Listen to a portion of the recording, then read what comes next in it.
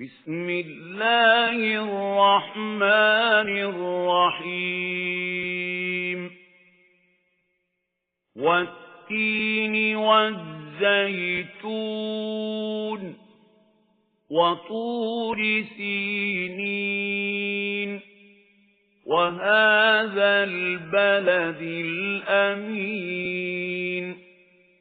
لقد خلقنا الإنسان في أحسن تقويم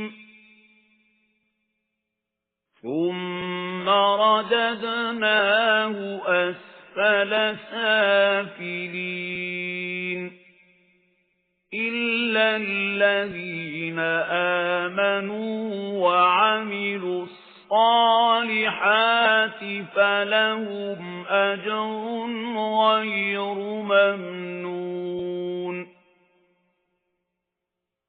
فما يكذبك بعد بالدين أليس الله بأحكم الحاكمين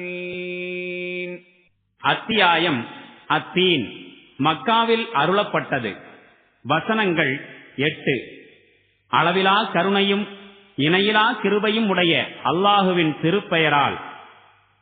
அத்தியின் மீதும் ஒலிவத்தின் மீதும் சத்தியமாக, சினாய் மலையின் மீதும் மேலும் அமைதியான இந்த மக்கா நகரத்தின் மீதும் சத்தியமாக, சின்னமாக நாம் மனிதனை மிகச்சிறந்த அமைப்பில் படைத்தோம்.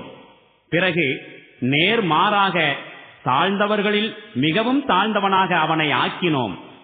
ஆனால் இறை நம்பிக்கை கொண்டு நற்செயல்கள் புரிந்து கொண்டிருந்தவர்களை தவிர அவர்களுக்கு முடிவில்லாத நற்கூலி இருக்கின்றது.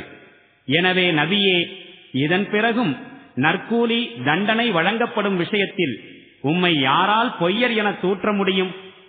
அல்லாஹ் ஆட்சியாளர்கள் அனைவரிலும் மாபெரும் ஆட்சியாளன் இல்லையா?